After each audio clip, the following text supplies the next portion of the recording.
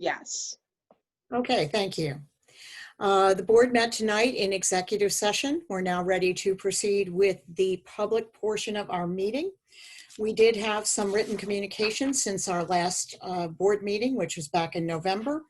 We heard from Erica Spade on the subject of COVID safety protocols and also with some communication suggestions.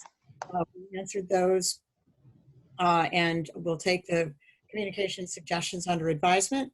We heard from Karen Eisen on communications and sending out our status updates on COVID-19 through the borough e-blast as well as through our own system.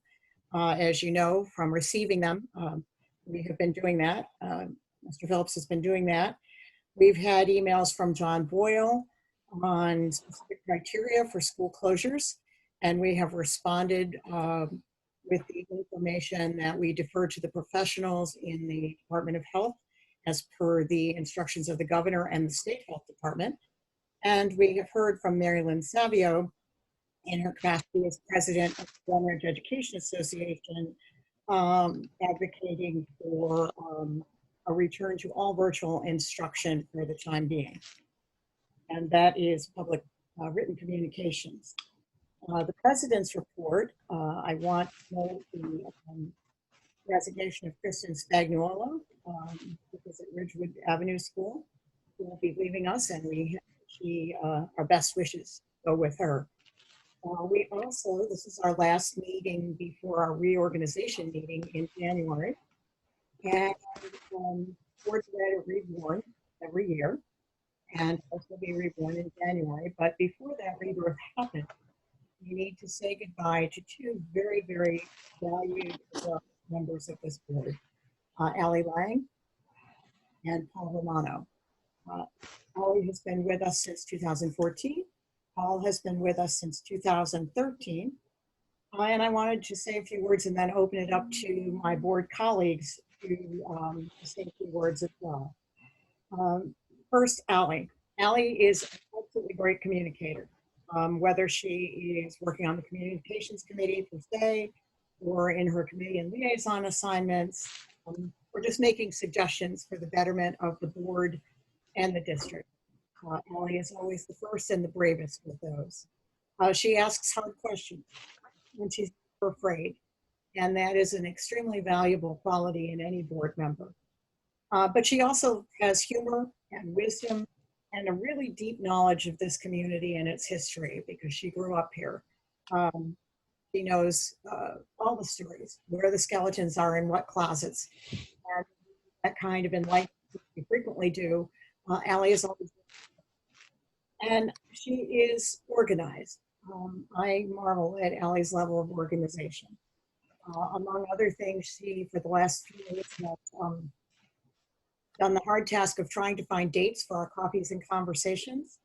And Allie's probably thanking her lucky stars that we haven't had one for a while because she hasn't had to find a date and deal with those logistics. But Allie has been just such a wonderful member of this team. And I know that, you know, we begin and end chapters in our lives. And so her Board of Ed chapter will be ending, but I know her involvement with the schools and the community goes on and on. And then Paul Romano, who's been with us since 2013. Invaluable is not too strong a word for what Paul has given us with regard particularly to our facilities issues. In a time when we've been challenged by adding a new school and passing a bond referendum and then trying to get that work done to fulfill the promise we made to our constituents. And because of Paul's work, I think it's made it easier to fulfill that promise. And Paul is always knowledgeable, but never overbearing, which is an extremely rare combination. He is a calm voice when we're having construction-related chaos, which we've had on a number of occasions. And in challenging situations, he comes forth with the answers. But he is also respectful to everyone, and because of that, he is respected by everyone. And so Paul also will suddenly have Monday nights free. But he has said, and I'm sure this is true of Al also, that he will be available should we need the benefit of his wisdom in the future. So with that, I will open it up to my board colleagues because I know they have their own thoughts on these two wonderful board members. In any order? In any order. Okay, well, I'd like to thank Ally for her service and providing a really great example of effective board participation and advocacy. I've paid close attention and learned quite a few things. Paul, I really want to thank you for a quiet way of leadership. You definitely have shown leadership without being, to Betsy's point, boorish about it. Particularly over the last, even before I became a member on the board, with all the construction and the bond issues. So I think you were invaluable, and I actually learned quite a few things about school construction and the associated issues with it. So thank you both. Okay, who's next? I'd just like to reiterate everything that Betsy and Anthony have said about Paul. The whole bond referendum was terrifying, and the idea that we were going into it with your expertise and, again, your calm voice just made all the difference. And you're going to be sorely missed. You're a gentleman, and you're absolutely a pleasure to work with, and it's been a privilege to get to know you. So thank you so much, Paul. And Ally, again, I think Betsy, hit the nail on the head. Your experience in town, your devotion to public service, your willingness to always ask the tough questions and follow through. And I'm truly blessed to call you my friend. So thank you so much for everything you've done for the town and for the experience of working with both of you. It has been a privilege. Yeah, I was going to use the word gentleman, Tracy. So I'll just echo what you said. If all elected officials were cordial, showed the gentlemanly, ladylike cordiality and collegiality that Paul did, the state, local, national, we'd all be a lot better off if all elected officials were Paul Romano. In that style. And then, so I lucky to be on the board and get to know you. I don't know if I would have otherwise. And then Ally, who, I'm lucky enough to call a friend. And I think we were all lucky enough to have her on here for as long as we did. And I just want to shout out Scott. The spouses don't get enough credit and gratitude for letting us have her as we have nights, mornings, all the committee meetings. So thanks. If he's listening, thanks. Yeah, I just want to jump in. I mean, I think Ally and Paul have been spectacular colleagues on the board. They bring great care, great skill, and great knowledge to the board every meeting and on every issue. Everything that everybody has so far said is really terrific. They have, this has been, what I would call like a relentlessly challenging era that they've been on the board, and they've both lent expertise. They've both, most importantly, perhaps kept their cool during what would have been just truly remarkably challenging times. They probably keep their cool better than the rest of us, and their reality checks are going to be greatly and sorely missed.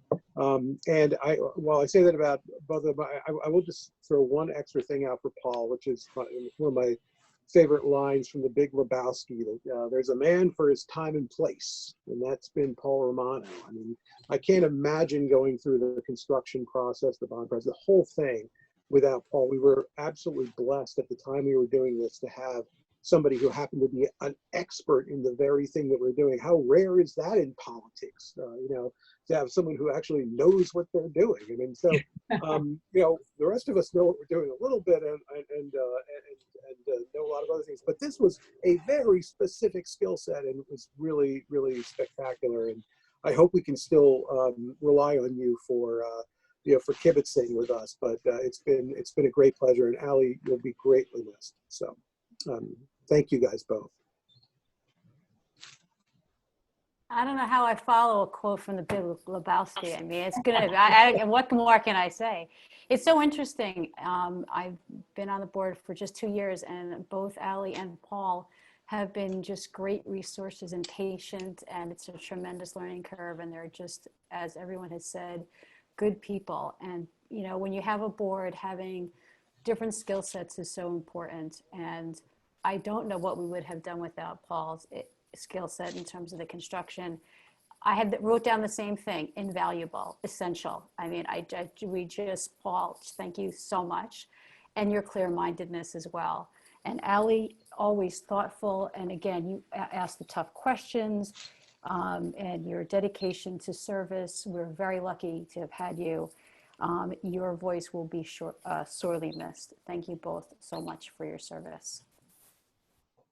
I don't think I have anything to add, but I want to reiterate how valuable you both were for the contributions that have already been said. Paul couldn't have done it without you, and it was really valuable to have you explain things to us in a way that we understood what was going on and what was customary and what we should be concerned about and what we didn't need to be concerned about.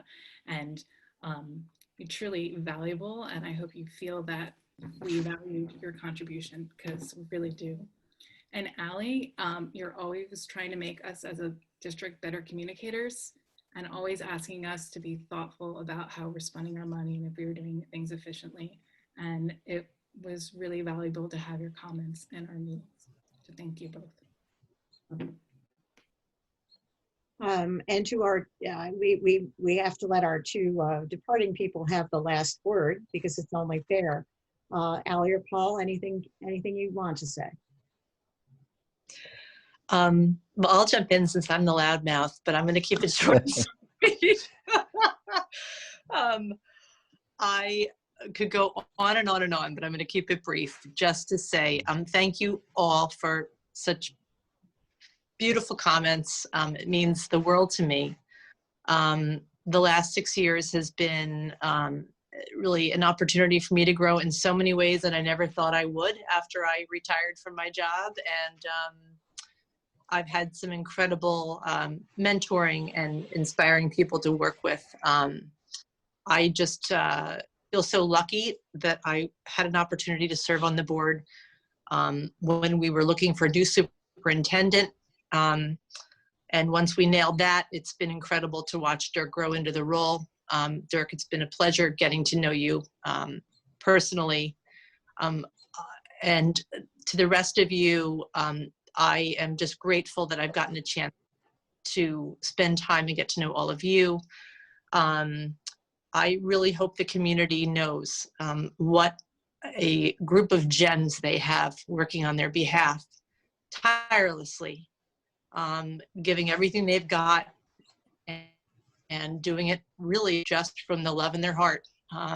So thank you all. I will certainly be there to continue to support you as a member of the community, be your biggest advocate.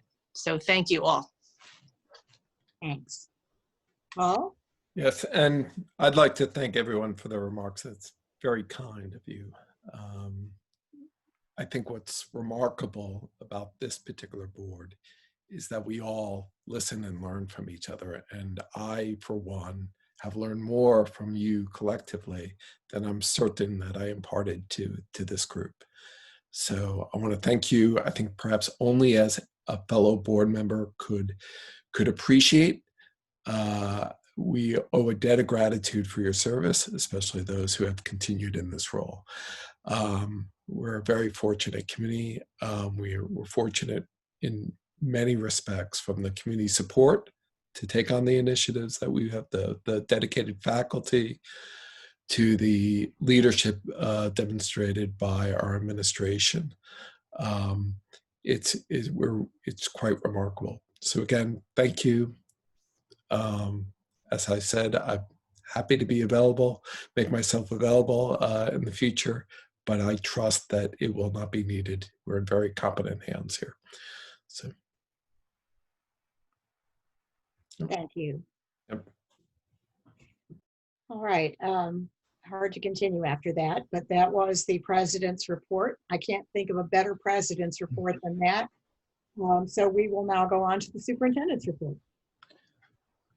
Thank you, Betsy. I also want to say a couple of kind words to Paul and Allie. Both of them were serving when I first became superintendent, and through the years, I often sing praises of this board, and you two are a big part of the reasons why I do that.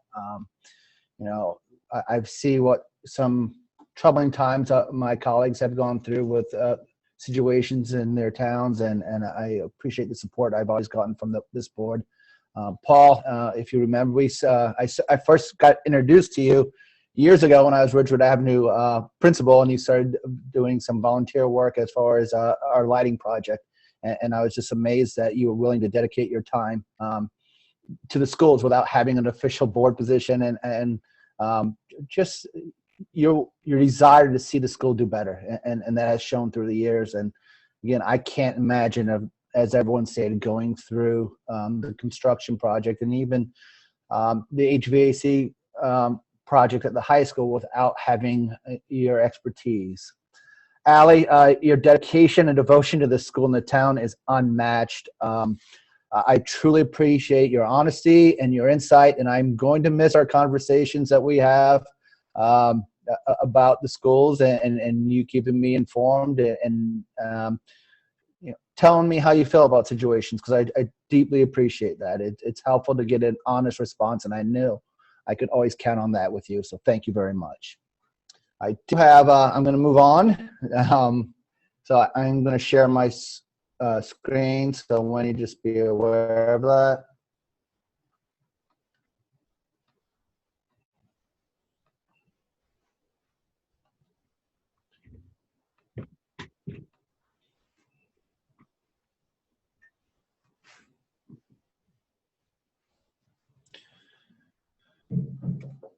So I do want to start off by recognizing some students who achieved all state honors, and that doesn't happen frequently. So it's always nice to recognize those who make that achievement. In the girls soccer, we had 3 individuals receive all state honors: Cindy Mansfield, Anna Pruzak, and Olivia Hover. Congratulations to them. The boys team soccer team also had 3 students being recognized: Drew Heiner, Travis Burnett, and Lucas Costa. And the boys team had 2 individuals recognized all-state Group 1, and that's James McCarron and Dean Garaci. So congratulations to that group. We participate in the Governor Educator of the Year program. It is a process where we accept nominees from students, staff, parents, community members. We compile those nominees. Each building forms a committee to review the nominations. There's a scoring system in place, and eventually we come out with winners. And this year, I'm honored to recognize these individuals as the winners. At Linden Avenue, Lisa Jacobson as the education service professional, and Daria Visa as a classroom teacher. At Central School, Megan Conley as a classroom teacher. At Forest, Andrew Kanaski, who's an educational service professional, and Michelle Klein, who's a 2nd grade classroom teacher. At Ridgewood Avenue, Scott Turpin. And at the high school, Jennifer O'Connor as educational service professional, and Alyssa Angelo as the classroom teacher. So all these individuals will be recognized by our county first, and they have the ability to apply for the county educator of the year. And if they win that, then they apply for the state educator of the year. So I wish them all the best, and hopefully they'll move forward to that next phase. Well-deserved honors, outstanding individuals, and outstanding educators. So congratulations to them. I do want to talk about the COVID situation in town and in the district, just to keep everyone abreast on what has happened over the last few months. when we look at our new cases in the school, we had a lot of quarantine that first month, and that was just a lot of families that were traveling, and when they came back, they needed to be quarantined based on travel restrictions. That first month, we only had 2 positive COVID cases. October, we had 3 positive COVID cases, and the number of quarantines went down. November, we did see, that's when we began to see an increase in our situation. 83 individuals had to be quarantined either because of travel restrictions, doctor's orders, or close contact.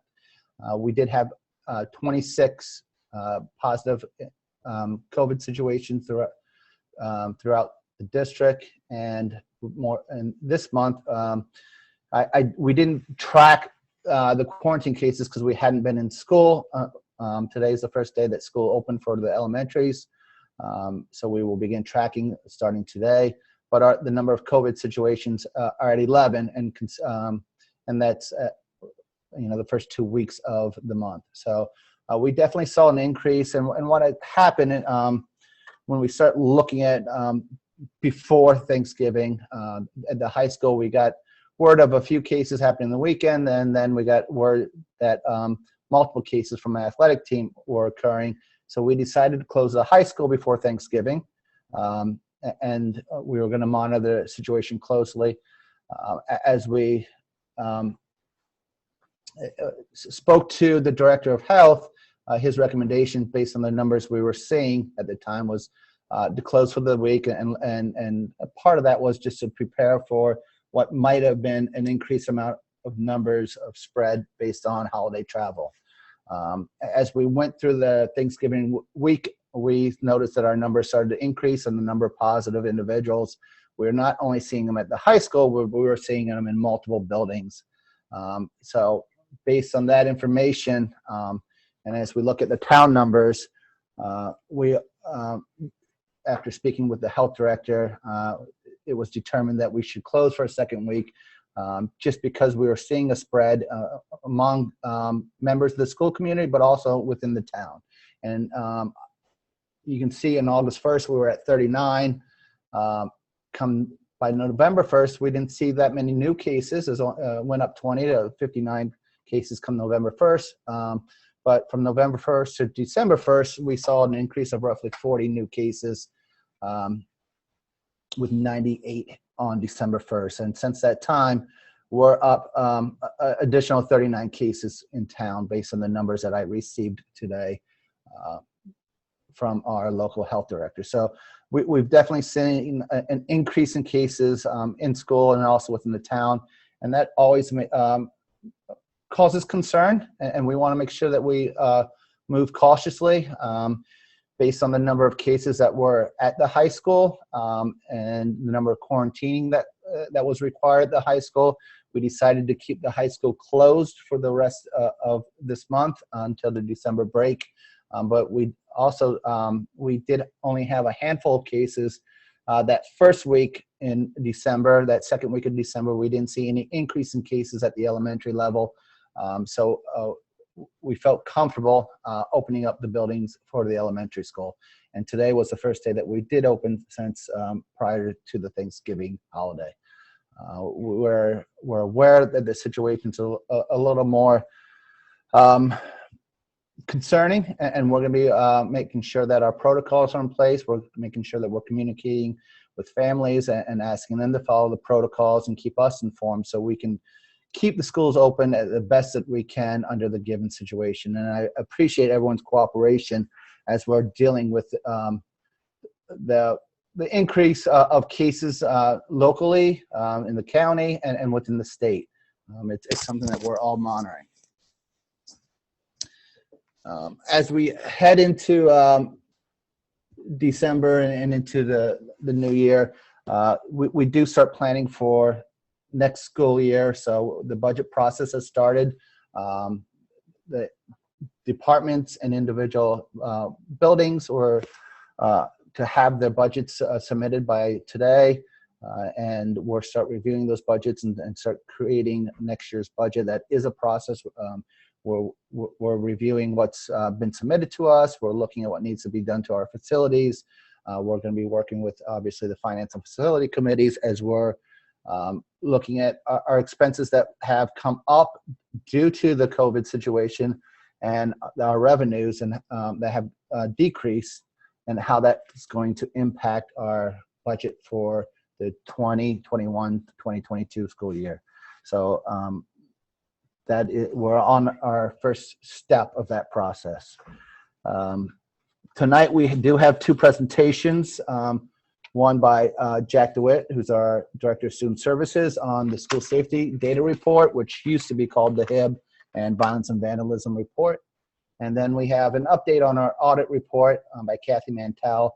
The audit is not complete because we're still waiting for the state to finalize some numbers at a state level, and that goes into how our final report for our audit. So, but Kathy is going to tell us where we are based on the audit that they've completed up to this point.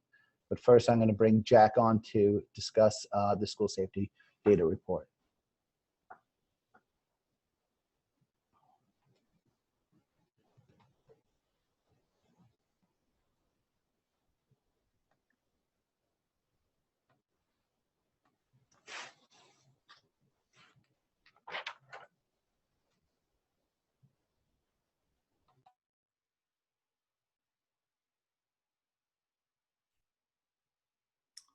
Good evening. Dirk, you can hear me?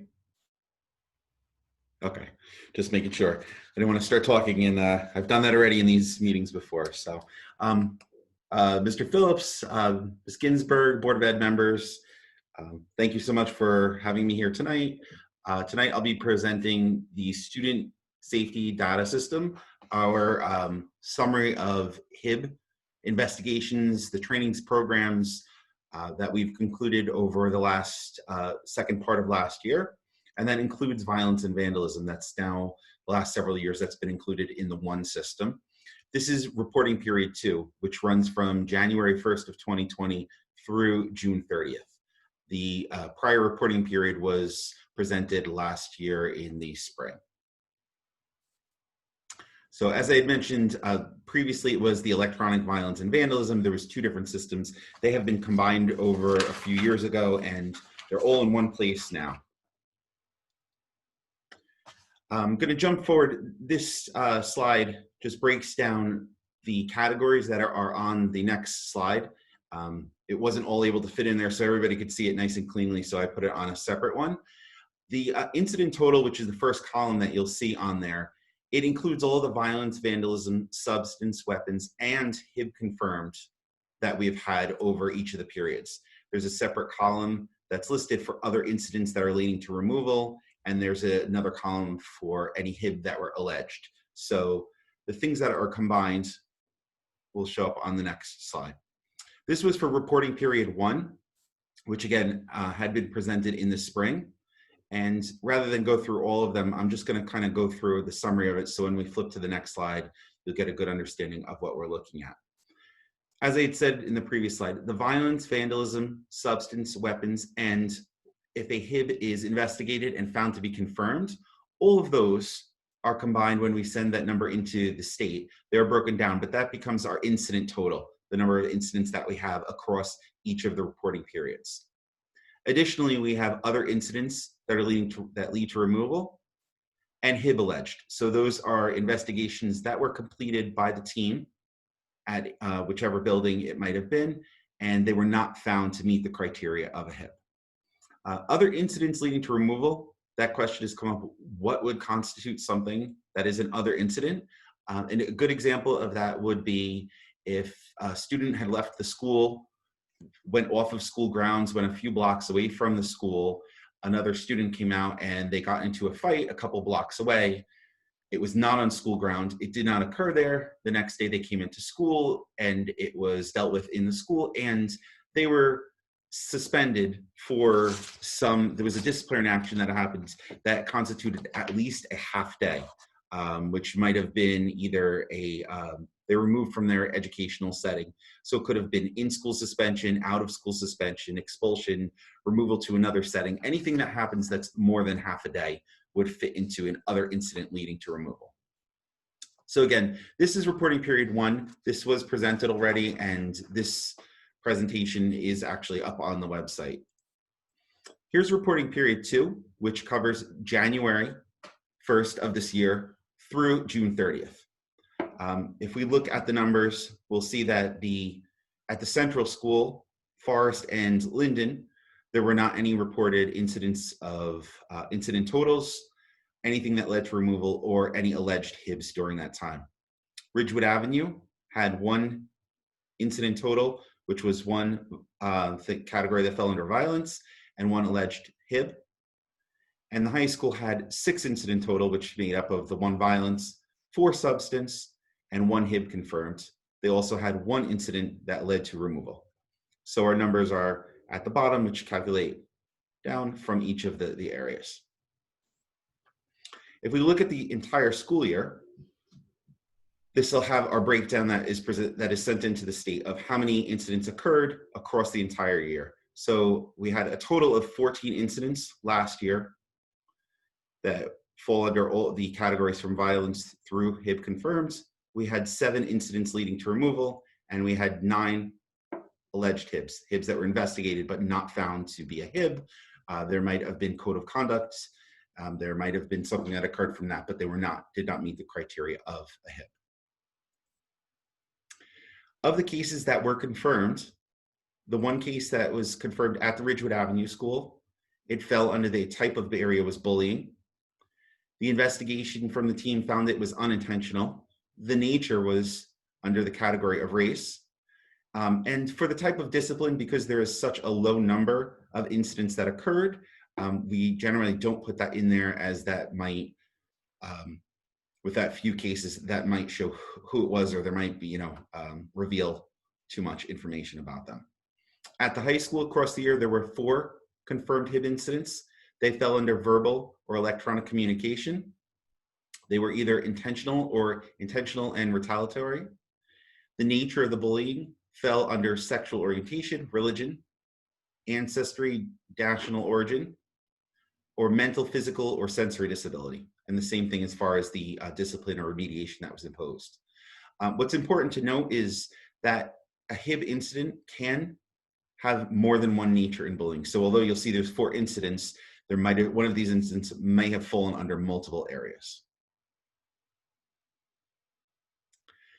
We also send into the state the number of HIB trainings and programs that occur. So I've included what was presented at the first part of last year in the spring, and I've also included reporting period 2 and our totals to take a look at overall how many programs did we have.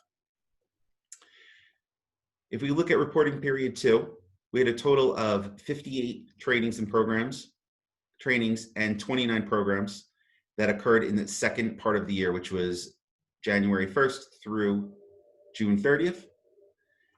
And the total for the year, we had 109 trainings and 72 programs. They occurred across the buildings throughout the year. Some examples of the trainings or programs: the Central School had a character education activities, which was Enrichment Fridays. That was something that they also did at the Linden Avenue School. Forest Avenue School had started a program for social emotional learning for students. Ridgewood Avenue School had started crash houses. Glenridge High School had an assembly. Mary Beth Tinker came in and did a wonderful assembly, which I was lucky enough to go and sit in, listen to. And administratively, we had trainings and workshops for the administrators and for the bullying specialists.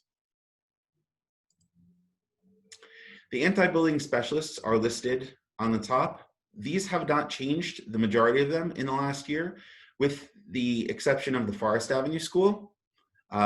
Laura Fitzpatrick has joined us as a guidance counselor, and she was sent for several days of training, and she has become the anti-bullying specialist at the Forest Avenue School, and she's helping Mr. Murphy. The other administrators across the district who would be involved have not changed. They are listed on the bottom. Finally, at our last meeting, I also include this on there, we had submitted our self-assessment for determining grades. We will be receiving that in a few months, and when we do, that will also be presented at the board and also will be posted on our website. One thing I was just going to follow up from the last meeting, I believe Betsy and Anthony, you had questions about the rubric. I did take a look to see the rubric for gathering the grades to see if there were any changes from last year to this year. The questions were exactly the same. It's about 85 pages, so it took me a little time to make sure, but the questions, the areas that they asked, nothing had changed from last year to this year. And Heather, I believe you had asked a question also about the changes in the numbers. There was some mild changes in one area they might have looked at and it went down a point, and one area it went up a point. There was nothing there, any significant changes at any of the schools.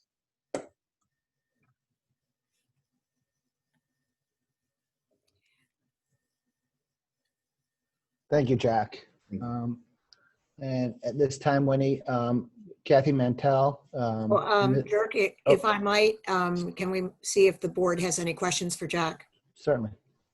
Board members, any questions on the school safety data report? I had one question, Jack. On the summary page for the district, if you could go back, I think it's 2 slides back.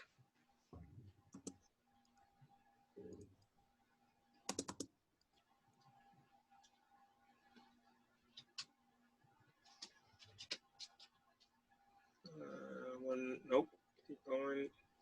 One more. Yes, this one. Nope, go back to that one. The go forward 1 slide, please. This one? No, the one that had all the classifications in the grid. Nope. I'm sorry. You had it up and you went past it, and I think you were flipping too fast.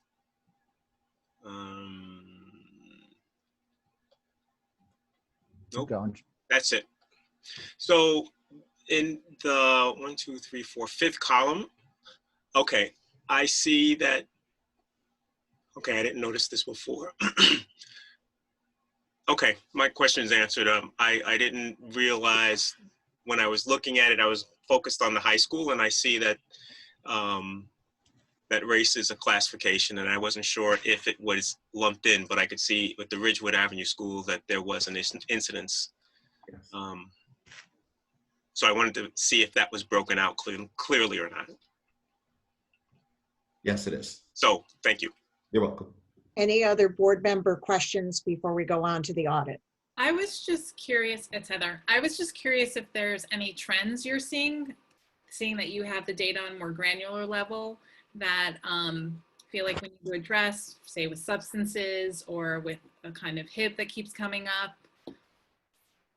Yeah, last year throws a little bit of a loophole into this. Probably like most, if we had several years to look at, I actually looked at the incidents to see how the trend was from last year. What I could say is that the alleged number of HIBs in the 18-19 year, there was a very few number in period 1, which is that July through June compared to period 2. An incredible amount of difference. And then last year, it flipped. There was not a lot that came up. I just want more like topics. Topics. Yeah. They seem to be, I would say, something that always comes up is electronic communication, whether it's emails, HIB, emails, TikTok, things like that. Apps seem to be something that we see quite a few of. It does come up more often than not, I would say. Verbal incidents seem to occur at the younger levels, and when they hit the high school level, that's definitely something that we see it increase. Okay, thank you. Any other questions or comments? Just to follow up for that, so are we directing our new programming towards that electronic communication being an issue? That's something that the building principal, Mr. Lawler, will look at. What are the trends? We meet twice a year. All of the all of the administrators, along with the anti-bullying specialists, to discuss the trends if they see things that are coming up. And that's where they'll look at where can they add in additional trainings, are there programs out there, and they'll start to look at those things and address those. Just to expand on that a little bit also, Heather. A few years ago, we changed the middle school cycle class and created a social media class. So all students had to go through that class as a way to raise awareness. It's also become a bigger topic for our peer leaderships as when they're working with the 8th graders. So we've, as Jack mentioned, electronic communication has been an ongoing source of concerns, and a number of HIBs are derived from it, and we continue to address it on multiple levels. Okay, any other questions or comments before we move on? Just one comment, Jack.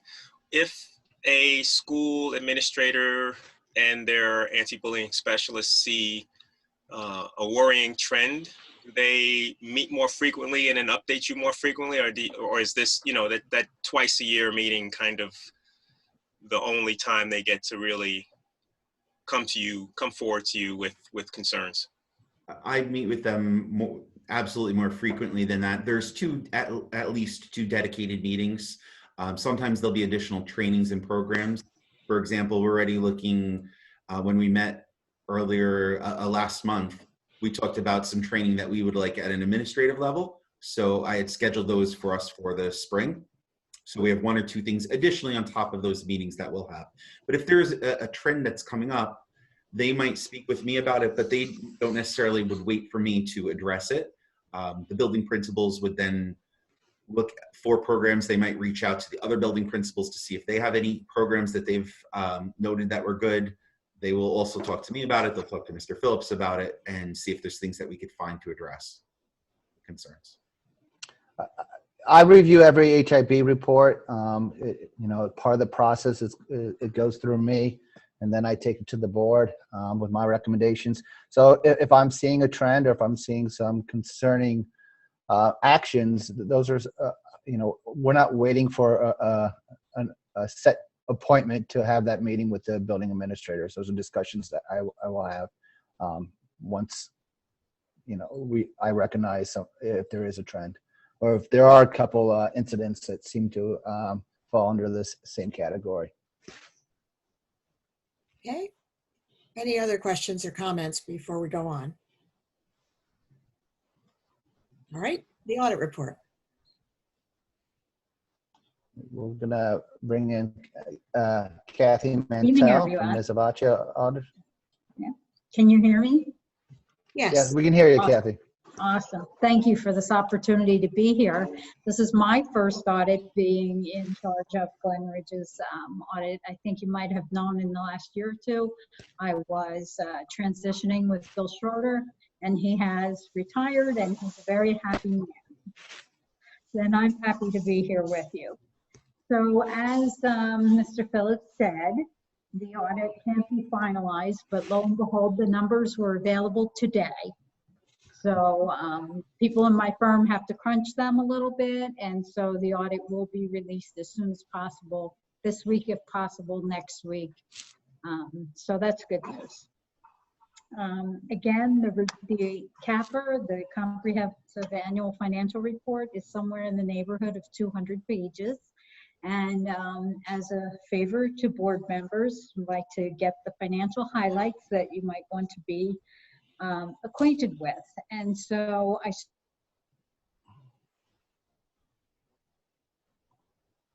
compared to 19. Does everybody have the little report I prepared? Yes. Yes. Okay. Wonderful, wonderful. So as you'll see, the encumbrances were higher this year. Those are just open purchase orders, and that's cyclical. Perhaps you had some summer projects you were doing, and encumbrances were higher in 20. Capital reserve was up. We'll talk about that a little bit further down. Current year excess was up. Budgeted fund balance from the previous year was down a little. It dipped in 1 year and came back up. And then the unassigned is the 2%, and I broke it down for you to show you what the true 2% is and what you're allowed to add to the 2%, which is the extraordinary aid and non-public transportation aid. that 271,000 at the end of June of 20. So the overall increase in fund balance was 865,000. During the year, you had a shortfall in local revenues. That was primarily pre-K tuition. Barbara's shaking her head. We had a lot of conversations. The excess state aid as it's adjusted because they make payments on behalf that you don't see the cash. So the net of that was 271,000. That's that extraordinary aid that you had available that was added to your 2%. And then the unexpended balance of the budget. When the pandemic hit, sounded to me like districts weren't going to be achieving much savings because you were being told to pay your payroll costs and pay your transportation costs and pay everything. So I figured that the savings would be marginal, but lo and behold, in Glen Ridge, you ended with 2.6 million. There were some encumbrances, so it's really a little under 2.25. But that's up from last year. That's up over $1 million from last year. And those are those savings that you were able to achieve. And then each year you budget fund balance. You had a budgeted withdrawal from capital reserve, net increase of 865,000. So then I'd like to show you how much fund balance you're using. So you'll see in 1920 you used 1,557,000. In 2021 you only had 1,364,000 of excess in the year before, but you appropriated an additional 223. So you'll see the 1.557, 1,588, and at the end of 20, you had excess surplus of 1.6 million. So that's very nice, smooth sailing, so it sounds. With that, I wanted to reiterate that the district can appropriate that extraordinary aid, which was the 271,000. And Barbara informed me, because we spoke last week, that the board already passed a motion to appropriate 200,000.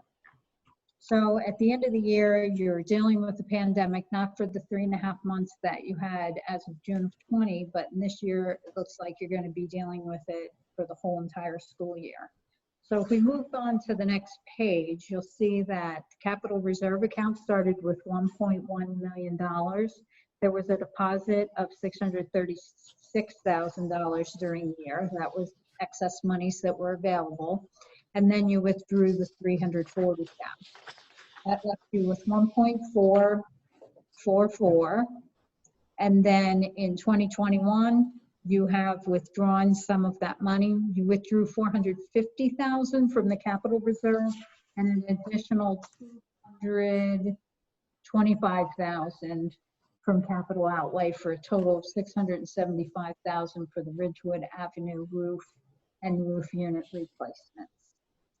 So with each school district, as we were closing out and looking at numbers, spoke with each business administrator and said, what are you facing in 2021? Where are you going to need the money? Are you going to need a technical reserve? Are you going to need a maintenance reserve? Some people were putting it in emergency reserve.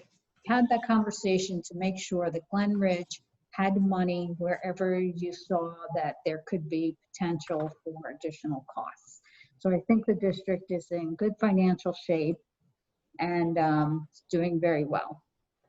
In the capital projects fund, you have some money left from the I call it the 17-18 referendum, because I think it was actually authorized in 17, and I believe the bonds were issued in 18. It was the end of the year timing thing. So at June 30th of 20, there was 453,000 unspent. Of that, 336,000 of it was encumbered in open purchase orders, and 116 was not truly spent as of June. And then we go into the food service and after school programs. Even with 3.5 months, it was a challenging year. As you can see, we compare the revenues and the expenses, and the revenues were down. And I believe what happened last year and what Barbara is doing in 2021 is trying to look at the operations and make decisions before they become problematic, so that you land on your feet. So at the end of 2020, the food service fund had unrestricted net position of 42,000. And in our conversation last week, Barbara said she's trying to, keep that positive, or in a worst case scenario, it's 0. And if it's not able to do that, then it would go into the board would have to make a contribution. But again, she's taken various measures to ensure that, you know, stay as fiscally whole as possible.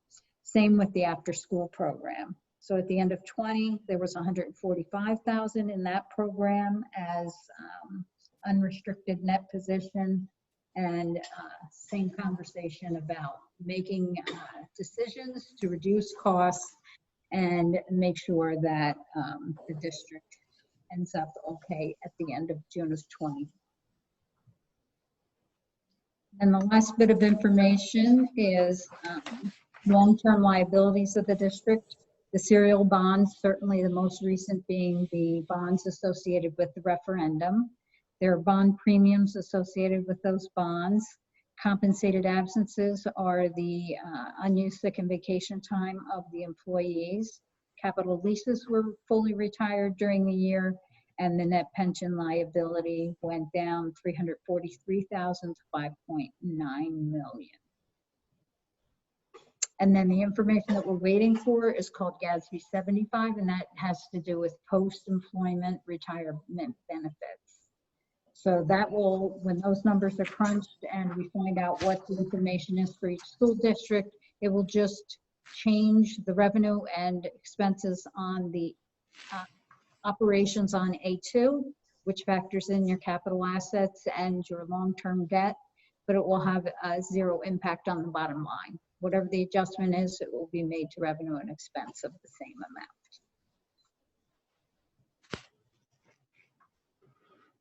And then I'm pleased to report that we have no audit renovations. I know, having worked with Barbara for a year, that she doesn't like having audit recommendations, and she really did put forth a lot of effort to make sure that you didn't. And so if something's a problem, she's on it. We consulted with her over those issues and tried to help and guide her so that she could eliminate those. And then we made 2 management suggestions. One was GASB 84, which deals with the district's fiduciary funds. That's student activity funds, payroll funds, unemployment funds. They're all going to be incorporated in the other funds. It was supposed to be effective June of 20, but due to the COVID pandemic, they delayed the implementation until June of 21.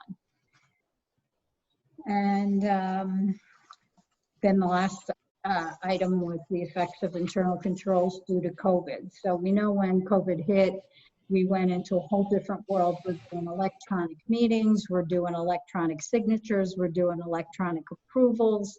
And so we are very mindful, and we make it our business to have conversations with your business office to make sure that we're not losing any controls along the way. So if anybody has any questions, I'd be happy to answer them. Board members, any questions? So Catherine, this is Paul Romano. I had a question as it related to our daycare or early childhood and food service program.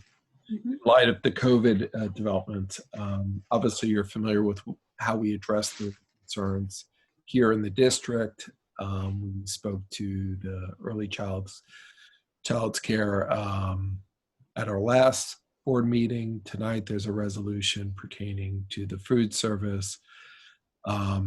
Is this typical of what you're witnessing in other districts and how they're addressing these challenges? Absolutely. Yeah. Yep. This is probably my 10th meeting so far talking about the audits, and it's similar in every place. There were several districts that didn't have the cushion that you had, and so they experienced deficits in those 3.5 months. And knowing that, we were even more concerned. We had the conversations with them so that they would do well for a whole year of 2021. Okay. Thank you. You're welcome. Other questions from the board?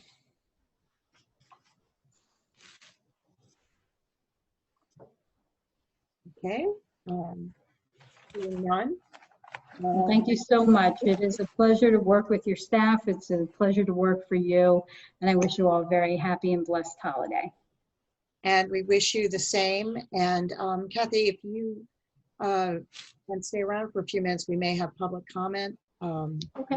Maybe not addressed to you, but maybe that you can help us with. My pleasure. And I want to extend the board's thanks, not just to you, but also to Barbara for helping us get through this terrible time, which is not over yet. No? Okay, my pleasure. Thank you. Dirk, anything else in the superintendent's report? That is all. Okay. It's now time for the first public comment period for comments on agenda items only. For those of you who have not done the electronic meeting before, if you want to make a question or comment, go down to the participants tab on the bottom of your Zoom screen. There is a raise your hand function. You can, if you have a question or comment, raise your hand. I will recognize you. When that happens, please give us your name and confirm your Glen Ridge residency. Out of deference to everyone, you have 2 minutes. If you have several comments, please state them up at the top of your commentary so that we can address them. And now let's start. I will recognize the first commenter, Mary Lynn Savio. Hello, Mary Lynn Savio, President of the Glen Ridge Education Association. I would like to speak on behalf of the association. The GREA feels that the decision to reopen 4 of the district schools for 8 days before the holiday break is unsafe and not educationally advantageous. Given the current health conditions, our teachers and paraprofessionals feel it is too big a risk to force them and their students into such close proximity for in-person instruction at this time. Additionally, given the fact that all involved have been successfully readjusting to temporary virtual instruction these past few weeks, it seems unnecessary to again change this newly established routine. As has been said many times before, our teachers prefer to work with students in person and fully agree that it is the best model of instruction. It is not only harder for students to learn virtually, it is also much harder for teachers to work this way. It requires redesigning every lesson, creating forced opportunities for student interaction, and unusually large amounts of preparation, grading, follow-up, and after-hours communication. Yet this is what the teachers in your community are asking for right now, because regardless of the heavy workload and the additional hours of personal time it requires from them, they know that keeping everyone home for the time being is the safest option. There are understandably a lot of talk about staff wellness during this year. Those of us who work in schools have had to face more of these fears than most by returning to confined spaces with other individuals for extended periods of time. While these same expectations were concerning in September, they are more terrifying now that we are in a high-risk zone. While we appreciate that safety protocols have been put into place and have thus far appeared to be successful in keeping us safe, the fact of the matter remains that the fear is justifiable and takes an emotional toll. Whatever the benefits are perceived that will come from the decision are minimal and certainly do not outweigh the risks. It is well known that the week before holiday break is not optimal instructional time under normal circumstances. Families will once again have to readjust to a different schedule, and specialists who serve them throughout the school system must reschedule a multitude of services. Without this added confusion and disruption, it is likely that more actual instruction might take place virtually. As a matter of fact, other superintendents have cited continuity of instruction as a reason for remaining virtual. Instruction will not cease if the buildings do not open and can continue remotely more successfully than ever with the skills and tools our teachers are now more adept at utilizing. Mary Lynn, if you could finish up, please. Yep. The steady rise in the transmission rate, the minimal, if any, educational gains that might be derived from reopening, and the reality of more traveling and gathering during the weeks ahead point to a logical conclusion. Our school buildings should remain closed, and remote instruction should continue until conditions improve. Thank you. Thank you. Okay, I see John Boyle. Hello? Hi, yes, we can hear you. Hi. I just wanted to follow up on some of my emails from the last couple of weeks with Dirk. And I want to say first that I'm really, not trying to be difficult with Dirk for the sake of being difficult. I'm just trying to get more insight into how the decisions are made to close or open schools. And I'm sorry, I tend to be, direct and blunt, so I don't mean to convey that tone, but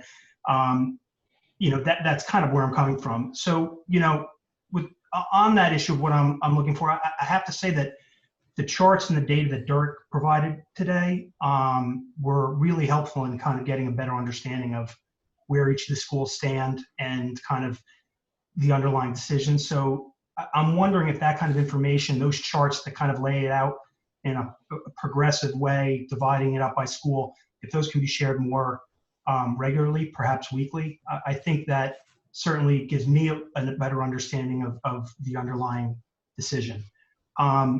But at this point, I'm really most interested. I understand that, as Dirk had told me, that the decision really is, it doesn't sound like there's a bunch of hard and fast criteria. It's more a holistic thing that the Department of Health looks at. I really am interested in understanding what the plan is for reopening after school break, after the winter break. If the plan right now is that all the schools are going to be in person on the first day, which I think is January 4th. And if the plan isn't that they're going to be, why is that? What needs to happen to either make that happen or not make that happen? So thank you. Thank you. Dirk, would you like to address that? Yes. As far as sharing the charts, it's something that I can provide. I believe I was sharing it at the first monthly board meeting, the monthly chart, but I can put that out more frequently, just so you have that, the parents and residents have that information more frequently. As far as what we will be doing after the week of December break or the following 2 weeks, this is, again, we're in a situation where these are medical decisions based on the conditions of COVID. And, what I tend to do, which is similar to almost every other colleague, superintendent colleague that I'm aware of, is we have discussions with our health department who talks about trends, who will talk about local numbers. I will discuss the situations we have at the school, and then I will also make a call to our school physician and have a similar discussion. If I'm getting a recommendation that, you should be closing down based on conditions, either locally or within the school, I'm following that recommendation, for the safety of our students and staff.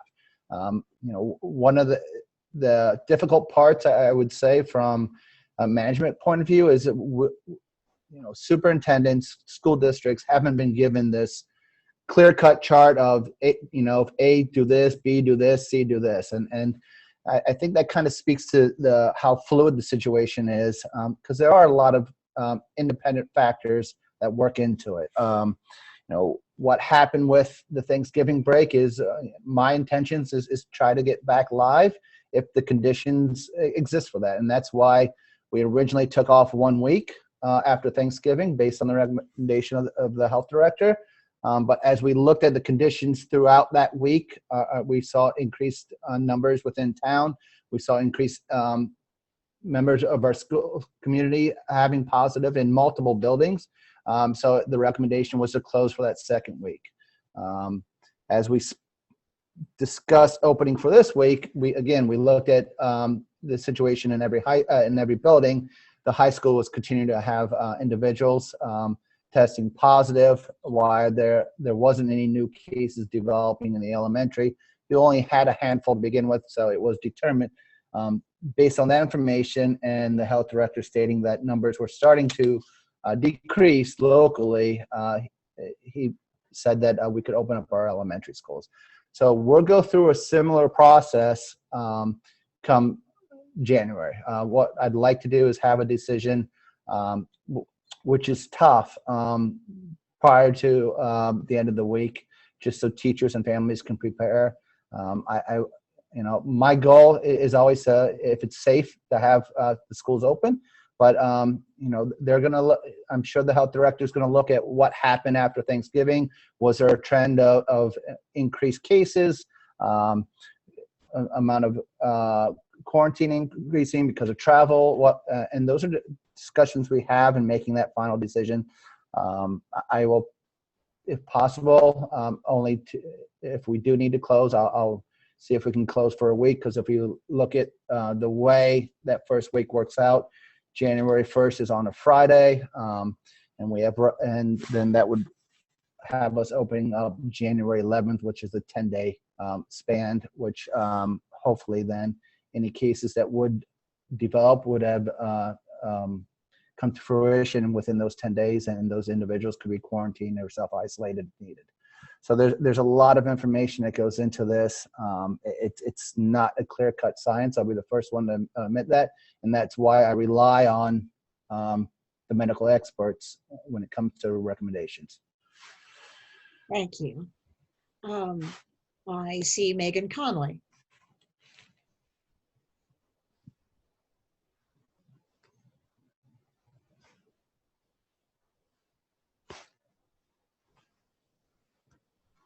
I've lost Megan Conley. All right. I'm here, Betsy. Oh, I'm sorry. Okay, go ahead. Well, I was prepared to make a statement, but Dirk addressed much of it. But I just would like to impress upon the importance of making that decision with enough advanced notice before the break to close following our December vacation.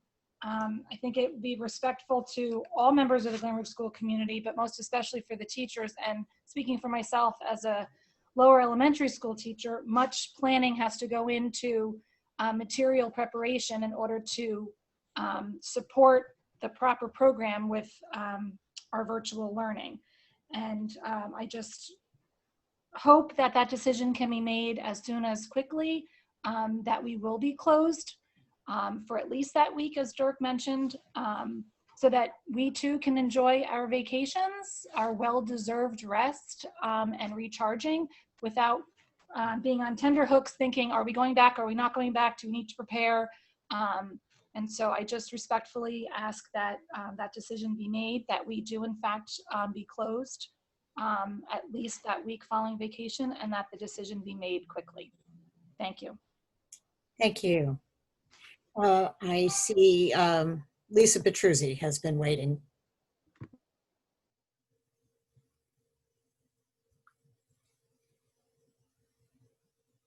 Lisa? Hi, Betsy. Hi. Can you hear me? Yes. Okay. Well, you see, I have a lot of primary level teachers here tonight, all asking the same question. And I appreciate that Mr. Phillips, I believe, answered it. Dirk, am I correct that I heard you say that you are going to try to have a decision by the end of this week about closing schools? Before I move on. Just a matter of procedures. Can you, you have 2 minutes? Is this your only question? No, okay. So okay. if you, yeah, sorry. I mean, it would be my only question if your answer was yes. But okay. I just wanted to. So I am going to attempt to do that. Again, it's the input I get from our health director and our school physician. If they're making strong recommendations, I'm going to follow those recommendations. It's a discussion that we've had for a couple of weeks, but it was also something that they wanted to monitor the situation prior to making any recommendations. So yeah, I've expressed a desire to make that decision before the end of this week in order to give teachers sufficient and parents sufficient time to plan. Okay. That's all I was calling in for tonight. I just, wanted to impress upon the board and yourself how difficult it is for the teachers in the primary levels to plan for virtual learning with the materials and everything that we need to get ready for the kids. So the sooner we know, the better. And thank you. And we really do appreciate you taking us into consideration for that. So thank you so much. Thank you. Next, I see Jocelyn Gottlieb. Thank you, Betsy. I have a question actually turning back away from COVID-related questions to the SSDS report. Thank you, Jack, for preparing such a thorough report with the breakdowns that you provided. I guess my follow-up question is whether in the future the trainings could be broken down as well so that we understand how many of the trainings are targeted towards students versus how many are targeted towards staff and administration, because I think it would just be helpful to understand who we're trying to reach and sort of what communities we're addressing with the trainings, as well as, you know, the topics that he shared with us today. Okay. I could jump in. I'm still here. Sure. I was going to ask if you were still here. Yes. Hi, Jocelyn. The difference is the programs are focused on the students and the trainings are focused on the staff. So they are broken down into the two categories. Okay. Thank you, Jack. And I do not see anyone, any other hands. Wait 1 second if there's anyone else. If not, we do have a second public comment period at the end of our meeting. So I don't see anyone else. So we will go on with our routine business. It is the first and only meeting of the month. So we normally have committee and liaison reports. I can appreciate that in this holiday season, many of the committees and organizations have not met, but some things may be timely. Michael, can we start with you? Yeah, I don't have anything timely or not. I reported on the last curriculum committee meeting at the last meeting, and my other committees have not met. Okay. David Campbell, anything to report? No. Okay. Paul Romano, anything to report? No, we have not met since the last meeting. Excuse me, Tracy St. Auburn, anything to report? Yes, I actually just would like to mention again the appeal by the Glenwood Educational Foundation. As most of the community knows, a huge portion of their funds come directly from their participation in running the Ashenfelter race. And since there was no race this year, they are sort of in dire need. And I'd like to mention again how much we depend on their support and their generosity for providing our students and our teachers with really valuable programs that we can't afford to fund. And they've been particularly generous this year with the Orton-Gillingham donation, as well as in streamlining teacher requests due to the COVID pandemic. So if people could pay particular attention with their end of the year giving, that would be great, because the district and our students and our staff were really beholden to the Educational Foundation for all that they do. Thank you. Ellie Lang, anything to report? No, thank you. Okay. Heather Yaros Ramos, anything to report? No, there's been no meeting since we last reported. All right. Thank you. Anthony, anything? No new updates, especially concerning athletics, since the governor has kind of dropped the hammer on that. So nothing new. Okay. Teresa, anything to report? Nothing yet, no. All right. And the Ridgewood Avenue Home and School has not met. Dirk and I are scheduled to meet with the GRBDIA tomorrow, so there's no report on that, nothing new on that. So that concludes the committee and liaison reports. Now, in your packets, you had minutes from our meeting of November 16th, both exec session and regular session. Hopefully you've had a chance to look those over. Does anyone have any additions or corrections to those minutes?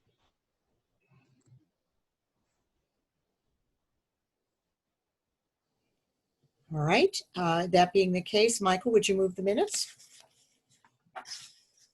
Yes, I move M1. Okay, may I have a second? Second. All right. Barbara, would you call the roll? Mr. Bonnet, Aye. Ms. Boyle-Bellucci, Aye. Mr. Campbell, Aye. Mr. DeLue, Aye. Ms. Lang, Aye. Mr. Romano, Aye. Ms. St. Auburn, Aye. Dr. Yaros Ramos, Aye. Ms. Ginsburg. Aye. The motion carries. Moving on to the administrative items, we have a second reading of several newer revised policies, which are on your agendas, and also a revised version of our goals to incorporate the curriculum goal that we overlooked last week, and I'll read that, or at the last meeting rather, I'll read that out. It is to monitor hybrid delivery of content and authentic assessment, and also to develop a review process for initiatives like class rotations, option 2, etc., that fall outside the 5-year curriculum review cycle. So you can see on your agendas, that is the complete list of our goals. And now, David, would you move the administrative items? Sure. Before I do, Betsy, do you want to let Catherine go? The public comment period. Yes, having I'm very expired? sorry, Catherine. I think that public comment is over, so you are free to leave us with our thanks. And then I move A1 and A2. All right, may I have a second? Second. Second from Anthony. Any questions or comments from the board on either of these two administrative items?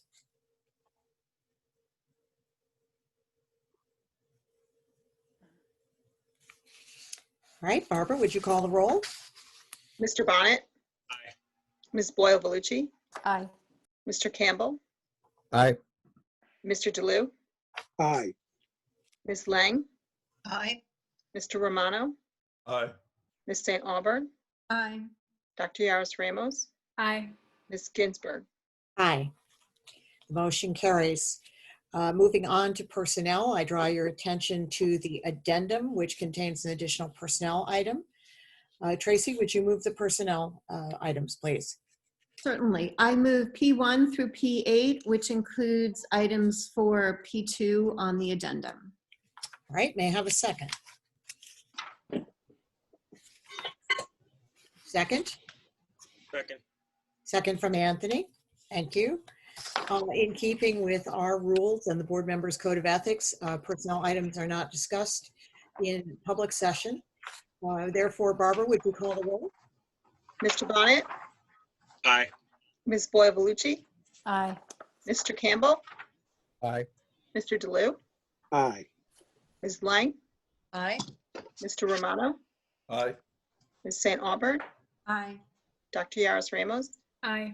Ms. Ginsburg? Aye.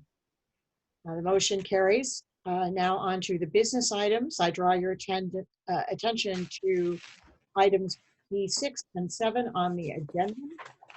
Paul, would you read the business item? Yes, I'd like to move items B1 through B7, including the items on the addendum this evening. All right, may I have a second? Second. Second from Michael. Any questions or comments on the business items?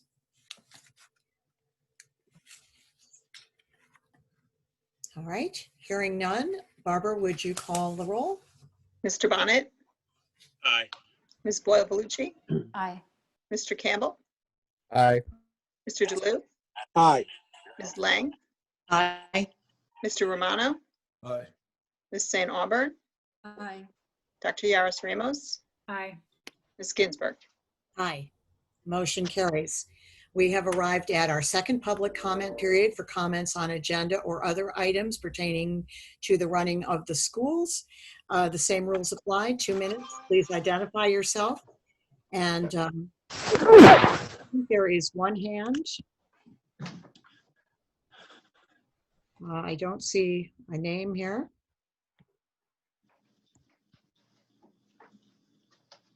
Betsy, it's Jocelyn. Jocelyn?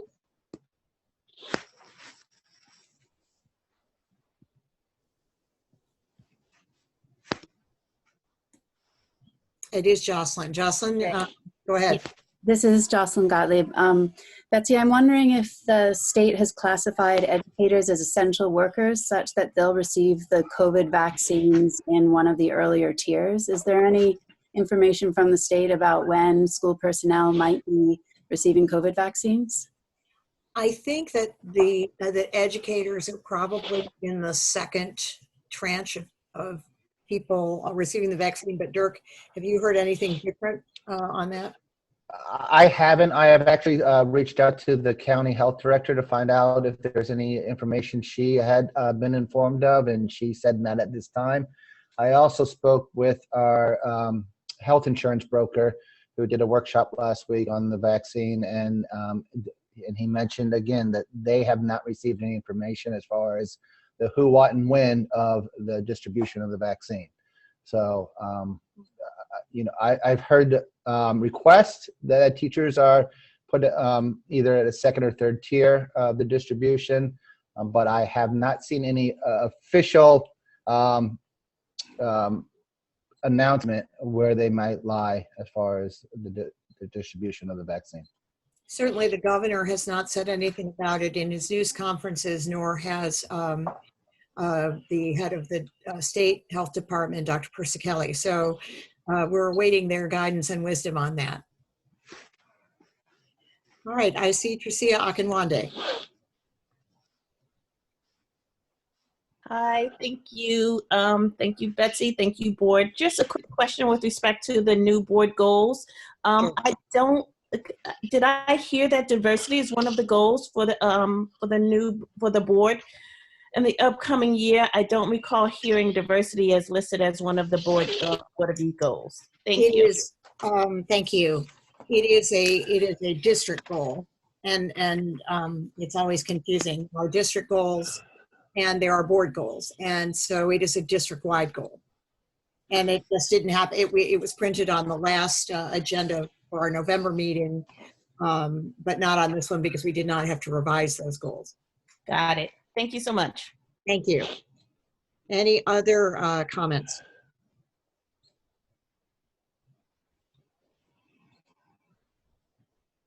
I mean, it's also a board goal under personnel, I think. So it is there. Okay. Thank you, Michael. Any other questions or comments from the public? All right, seeing none, may I have a motion to adjourn? Moved. Motion. Michael, may I have a second? Second. Second from David Campbell. I would like to wish everybody a very happy holiday season. Please stay safe. The governor today talked extensively about the need to continue taking precautions even as the first vaccine, I think, arrives at University Hospital tomorrow morning. So please stay safe. Have a wonderful holiday, even within the limitations that are imposed on us by this virus. And we will see you all in January. Thank you all. Thank you. Have a good Betsy. Thank you.